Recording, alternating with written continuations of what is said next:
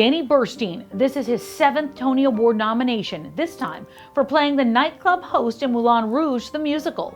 He's not just an amazing actor, Danny is one of Broadway's truly great human beings. And while 2020 was tough for the entire theater industry, he was especially hard hit. Baldwin Torek is here with the story. Immediately after Moulin Rouge shut its doors in March 2020, Danny Burstein found himself battling COVID-19 during a harrowing hospital stay. After 5 days in the ER, he returned home to care for his wife, stunning Broadway soprano Rebecca Luker, who was rapidly declining from a public battle with ALS. Luker died days before Christmas, ending her inspiring, awareness-raising battle with the disease. Now, Danny is ready to return to the mad, mad world of Moulin Rouge with newfound love of his life on the stage. Danny, it's so good to see you. You know, I am excited Broadway's back, but I am thrilled that it's back with you, that you are back. And we're here in New York City together. Here in New York City, we're doing this. Broadway's back, back in Moulin Rouge. What are the emotions right now? Oh, it's huge. Overwhelming. It is. It's overwhelming. I'm so excited. The cast is, about a third of our cast is new.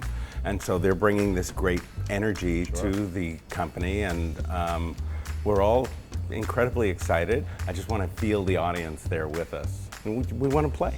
You know, I like numbers, and I like looking at people's careers with numbers, and I don't know if you've done the math, but you are entering your 30th year as a Broadway performer. That's incredible. So you didn't realize that. Yeah, because I'll show you my knees. Because I've had 4 surgeries on my knees. I'm here because this is all that I ever wanted to do.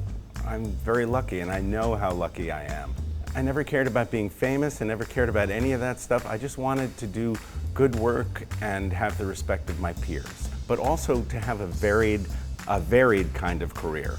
I never wanted to repeat myself. And so after South Pacific, I got all these offers to do kind of New York wheeler-dealer kind of guys, and then after Drowsy Chaperone, these kind of Latin lover-y kind of guys, and Fiddler on the Roof, every Jew in the world was offered to me. And I thought, you know, I just don't want to do that. I did that already. So when Moulin Rouge came around, Alex met me at a diner on 72nd Street in Broadway, and he shoved the script in my hand and he said, meet me here in a week, read that over, let me know what you think. It was unlike anything I'd ever done before. The Moulin Rouge is a state of mind. Was it always a given that you would be back on that stage when Moulin Rouge started again? You know, I didn't have to return if I didn't want to, but I desperately wanted to. I wanted to see Broadway up and running again. I wanted to be there for my company. I wanted to be there for the theater community. I felt it was important to me. Here we are in Times Square. Didn't you actually go to high school? I did, down that block, 46th Street, the High School of Performing Arts. Yes. High School of Performing Arts. I was an extra in the film. So you would probably walk through here after school? Oh yeah. Like walk through Times Square? It was seedy as hell. There were this whole street behind us was all porn theaters. You know, hot girls, you know, girls. And it was a fascinating place to grow up, but I loved it. What was that kid like, that kid that attended high school for the performing arts? Obviously he was on a path to be doing the performing arts, and here you are, 7-time Tony nominee. I was the quiet, shy one. I was the quiet one in a school full of extroverts. I've gotten together with my high school classmates, and they're like, I kind of remember you, you know, but I didn't. I was quiet. I really was, and but I felt like, you know, quiet fire, you know, and then I was just waiting for the right time to blossom. I wanted to learn from all the older actors, and I did. And the most important thing I learned was about being in the moment and listening. And that got me through my long runs on Broadway. There was such an outpouring of love when Rebecca passed last December.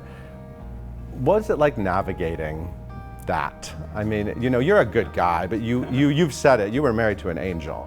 It's wonderful to have been married to Rebecca Luker. It is.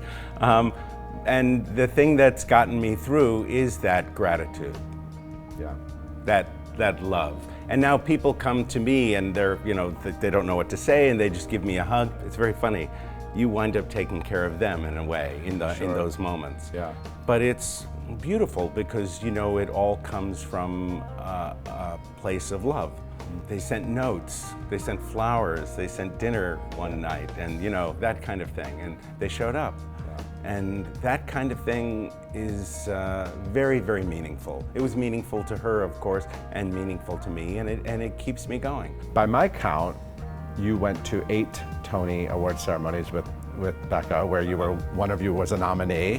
What were those nights like for the two of you? There is nothing bad about being nominated for a Tony Award. There's nothing bad about it. It's just a lot of fun. And you're being kind of extravagant, and our dear friend MOULIN Rouge is designing our clothing, and we always stuffed our pockets with food and snacks because you have to wait there forever. You're sitting in your seats for close to 5 hours. Yeah. So we did that, and we had a lot of fun, and we would actually, throw food around to the people around us.